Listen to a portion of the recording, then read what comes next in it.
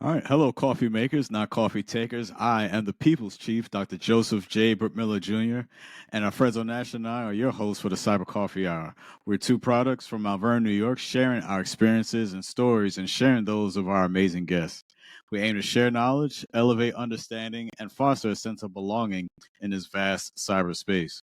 So for today's show, we will have a coffee chat and be treated with an API attack vector demo by application security analyst and cybersecurity expert codenamed Martian.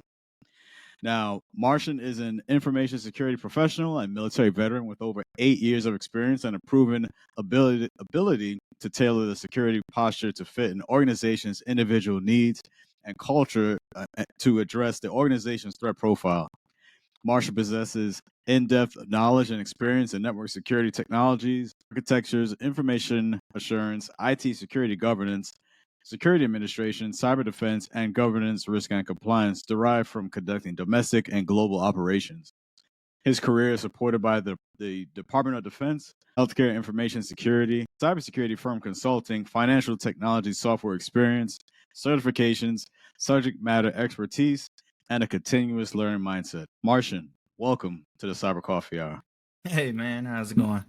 Good, man. How are you? Doing well, doing well. Yeah, man. So I'm really excited to have you on the show for tonight, and I know those who are watching the episode right now probably wondering like, why is he not on the camera? Maybe you can enlighten the guests a little bit as to why. All right, yeah. Not only am I in AppSec, I'm also in threat intel space. So my OPSEC, operational security, is pretty strict with regard to turning in threat groups, basically directly snitching on the threat groups that are hacking these organizations. So Gotcha. Yeah. So you got to protect the identity. Got you. yes, But sir. okay, all right. But yeah, man. Like I said, I'm very excited to have you on, and yeah, let's get right into it. I'm very interested into the. I'm looking forward to the demo for today. And before we get to that, maybe you just give like just share a little bit, just what a little bit of the background for that demo, what everyone should expect to see later on today. Today I kind of prepared a couple of attack vectors for API security testing. Just going to go through some of those vectors that are available from API testing, some of those approaches that the attacker would actually use, along with the tooling supported. Cool.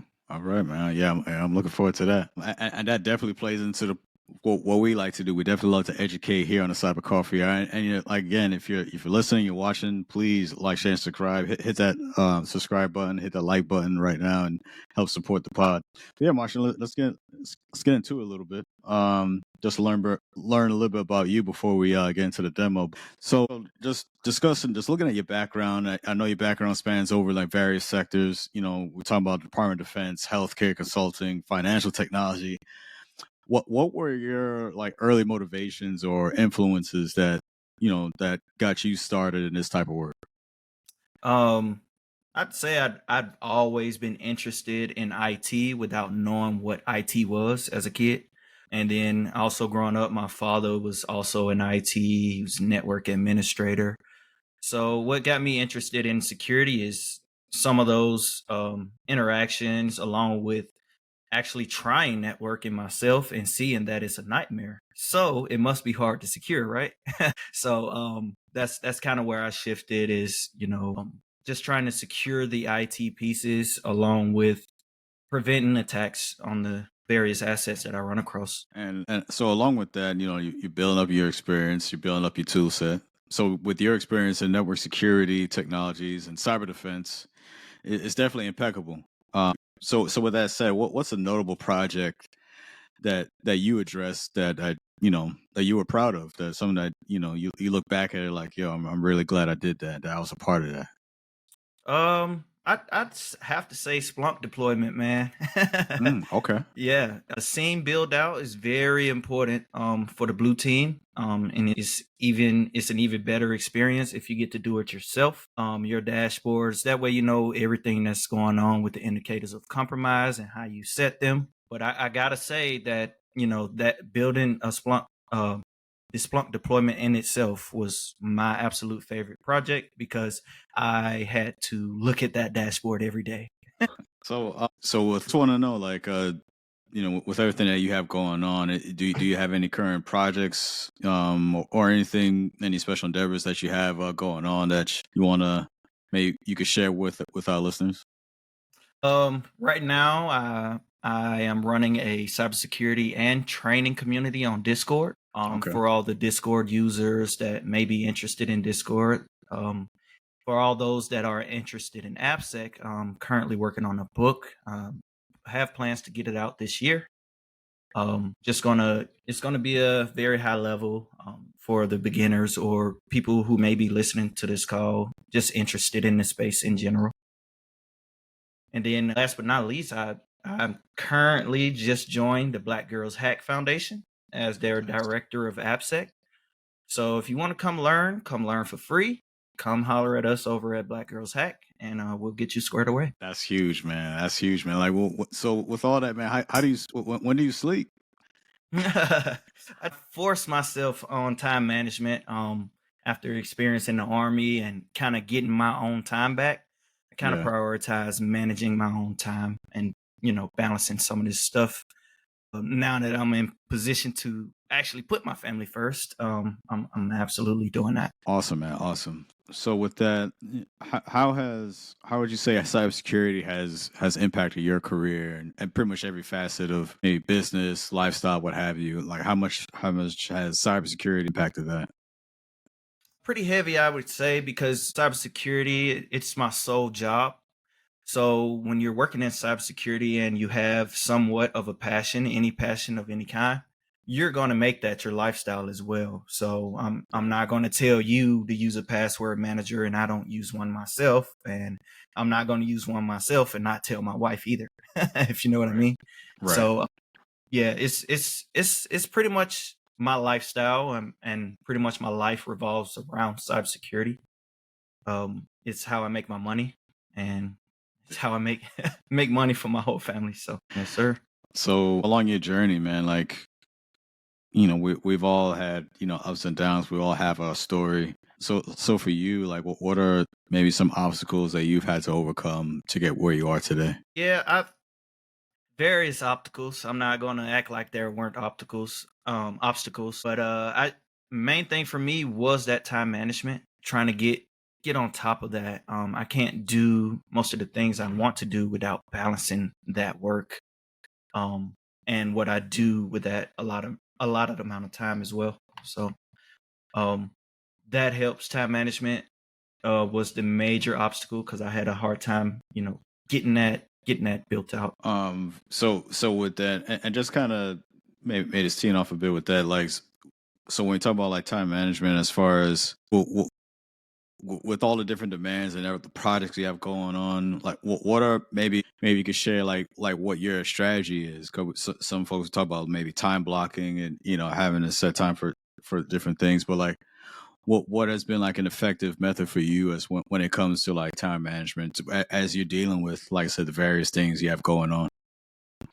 Actually, getting an actual calendar and blocking that time out has been very effective for your day-to-day stuff, working with the employer, and family. Outside of family and working with the employer, in this space you have to make some study time. Of course, the attackers are not taking a break. So that study time, the particular method that I've always used and found successful is the 30-30-30 method, where I study for 30 minutes, take a break for 30, and reflect on the previous 30, and then go back to studying again for that 30.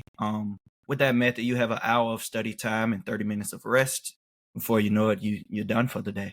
So That's good. And as you know me, as with me leading my study hall on Discord as well, like for me when I got started, my biggest thing was like I needed to have that accountability piece because trying to do um trying to do that studying like on my own, especially something that's completely new, something that's really I'd say very arduous. it's Yep. helpful. What I found helpful to me was, having someone that I could bounce those ideas off of, someone that's going through it with me, and then say, hey, we're going to meet at this time each day, each week. We're going to study. Let's say it's like an hour. Each session. So Mhm. you're committed. You using calendar. Say, hey, this block of time is my time to study. I'm gonna focus in on that. Sounds like it sounds like you ran to Discord for the same reason I did. Yeah, yeah, man. Yeah, definitely. So yeah, got a real tough one for you. Uh, Okay. what would you say is your favorite coffee that helps you get through the day? I don't drink coffee as often, but when I do, Uh, I do like the Starbucks brand decaf. okay, Um, okay. but I'm more frequent tea drinker than anything. CJ, okay. So now Yep. when you're doing your teas, I know some folks who like they all in with the tea. They get it exported, they get it flowing in. They do the whole. They don't do like the regular tea bags. Like they get the ground leaves, I guess, and then I mean it's a whole process. I mean I watched it happen. But so are you like that? Or you just kind of all right, get a couple tea bags, boom, I'm done, moving on. I'm definitely not there yet at all. The next best thing I am to that is making sure I do make sure that I can get the more less junk filled teas. That's Gotcha. about it. Yeah. Okay. Yep. So when we're talking about sometimes we even discussed like trying to have that work life balance if some folks even believe in that, but as far as for you, like what do you like to do? Like what are some of your hobbies, interests when you're not working in cyber? Just something to help you just to reset and kind of recalibrate. Um, I'd say most of it would be I'd spend time with my wife and kids for when I'm not doing cyber. I do like anime, taking trips specifically to the beach. I like various beaches and fishing. I do like fishing, so Okay. yeah, we'll have Okay. to go fishing one day. Yeah, man. Yeah. You know what? I've never gone fishing before, And yep, got ever. to get that on schedule. Yeah, man. And I always see it, especially like in movies, shows, and stuff. That looks pretty cool. It looks pretty relaxing. So, yeah, I do want to try it, but like, I need to be around some folks that know what they're doing. I can't do it on my own, man. So, Right. well, that's cool. Yep. And with the anime, man, I kind of perked my interest too. Like what shows you currently watching? What's currently on the playlist? Right now, just I was watching Jujutsu Kaisen. Yeah, I was checking that one out, trying to finish it up. Attack on Titan. I noticed that everyone said that it ended recently. It finale'd out, but I haven't watched a single episode of it. I'm sorry. Oh wow. So that's on my to-do list. I've watched a couple episodes of Attack on Titan. I haven't finished it, of course, but I watched a couple episodes here and there. And there was one that's on HBO Max right now. I watched a few episodes. It's a new show. The name is blanking me, but so I'm kind of watching that. Oh, I mean, and while this is not necessarily anime, I mean, still animation, but that new X-Men. I don't know if you watched that, the X-Men '97. Oh yeah, I didn't catch it. I didn't catch it. Yeah, it's pretty good, man. It's pretty Okay. good. They got me locked in. So pretty Definitely gonna check that out. okay, but cool. So those watching, those listening, this is the time of the point of the show where we're gonna hand the reins over to Martian. He's gonna do his thing with his API demo. Martian, you take it Okay. away, sir. Yep, no problem. Let me share my screen here for a sec. All right. So today I'll just be going over an attack vector. Um but before I start out, I just want to go over the top 10 for API. I'm not going to cover all top 10, but what I'm going to do is show you kind of where to get the API security information from. Right here is OWASP, owas.org. And this is the OWASP top 10. They maintain the top 10 for API, your other apps, even language learning models as well for those who enjoy ChatGPT. You do have to acknowledge that ChatGPT is just software. So here's the top 10 API list for 2023. The last one came out 2019, but over time we keep this list, and this would be from them analyzing over time, you know, what was highly exploited in the wild. As you can see, these are the top 10 for everything that was there, that they compiled from 2019 to 23, and that list has changed. So that's it for that one. As for the vector itself, right? We have various vectors for exploitation. This one would be an attack vector where I try to get in or try to get information from the application the same way that an attacker would. All right. So here what I did was I made a guest account. I actually registered for this account. As a disclaimer, this is a test website. This is a vulnerable application. It is vulnerable by design. So it is meant to be attacked so long as you stay in the scope of this subdomain. Right. First thing I wanted to go over is excessive data exposure. That one is pretty common where people over assign certain objects in the API. So here I had a finding where it was mass assignment, and if I load the comment page here, I can see a lot of not only the comments, right? So here you see the comments, but I see a lot of data that the UI would not display exactly as well. So in the Burp Suite tool, if you can let me know if you can see it. Oh yeah, yep, good to go. All right. So Yeah, here I got all I did was, you know, log in. So they gave me a authentication token. All I did was log in to Crappy and then visit the comment section. And I have everyone's email. This vulnerability is called mass assignment. I mean, this is definitely a problem. Pretty much it's going to give me most of the API information I need to get started through the app. So for example, if I need a vehicle ID throughout the app, I can take this data and save it and probably reuse it to get more information on this particular user. Let me know if you didn't understand that, but this particular vector does not require much exploitation. As you can see, I did nothing attack-wise. All I did was analyze the server response. And that is indeed a finding from the top 10 lists called excessive data exposure. Right. That one, very simple. You just make sure you analyze the server response there. Another one that's a bit more fun that I noticed on this application is that when I go to shop, some of those API calls have some issues. So if I shop here, make a note of my balance is $490. All right. So I want to buy click. It is now $390. But if I want to manipulate that response, say here, I take that post request and I send it over to try to repeat it by manipulating it.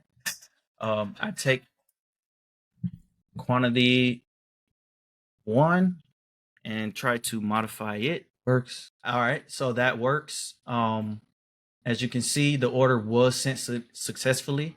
What happens here is the application was designed poorly and lets me put in bad logic. I should not be able to put in negative numbers here in order to steal money from the organization here. So, and I just want to jump in just real quick. So yes, I was fascinated. So so you put in a negative. So what was it, like negative 30 you put in, but then the order still went through. Right. I put in negative 30 on this $100 item. Right. Making it 3,000. Well, what is it? Yeah, $3,000. Right. And that's, you know, my balance before was just 390. What I've done here is I've ordered in the negative. And pretty much this is another one. It happens. It does happen. I do see it to where you can modify and have have that issue happen where you can potentially pay yourself. A lot of this testing is done with test credit cards, but yeah. And that's what I was just going to get to. So pretty much, going from the perspective. So let's say I'm making an order now, because I believe the starting balance was it 300, I believe, if I'm not mistaken. Yeah, When it starting started, balance was 390. 390. Well, So actually, it was 490. Then I bought one, and then it was 390, and I put it back to 3390 on the second order. So let's say I'm the one making this purchase now. So now I'm having a higher balance to go with, or pretty much I'm getting a credit. Yep, Even though I went to buy an item from the site. that's correct. Yep. So you see here, I set that quantity on the third product ID. Right. The credit immediately responded from the API with a new balance. Yep. Yeah, that's yeah, that's another one. It's different, but it happens. I mean, in most cases in the real world, I would be here testing around, poking around, and seeing where I could modify and mess with input for the application. Certain scenarios, or maybe certain industries, let's say banking or something like that, where that type of attack is most prevalent. So yes, it's most of the attacks with the financials. Right. Everyone who's gonna have be subject to that compliance is going to be under the PCI scope. So PCI, Wow. I don't know if you know, but it is highly regulated with those companies. So imagine just having all your transactions stopped due to incompliance with the And when you say security. PCI, are you talking about PCI DSS? That's correct. Yep. Okay. Yep. And those listening, the payment card industry. Right. Yep. PCI DSS. Anybody where you making purchases, they would be regulated by PCI properly. Hopefully, they're regulated by PCI properly, and they're getting their assessments done. Right. Yep. Yep. So, yeah, man. That's pretty straightforward. That's pretty much how it works in the real world as well. You would just have a test credit card where you'd mess around with that. No, and this was great. Definitely appreciate you taking the time going through this, little impromptu live study session. So, Yeah, but man. this was pretty cool, man. So, I definitely, I think that was a great treat for our listeners here, listening, well, pretty much watching as you going through that, just a little educational piece. So, yeah, again, I appreciate you coming through. And so before we go, man, anything you want to share with our listeners before we sign off? Same thing for me right now, and it's my focus as well. And I'm gonna tell everyone else, stay motivated out here. The cyberspace is getting rough. We have 80 influencers and other things going on. Just stay motivated. Yeah, man. Stay motivated out here. So Absolutely, that's absolutely. Yeah, man. Well, thank you, and thank you to you, those tuning in to the Cyber Coffee Hour. If you enjoyed this episode, please like, share, and subscribe. Follow us on all of our platforms. You can find the Cyber Coffee Hour on YouTube, Spotify, Apple Podcasts, and Google Podcasts. That's it. That's a wrap. We out. Peace.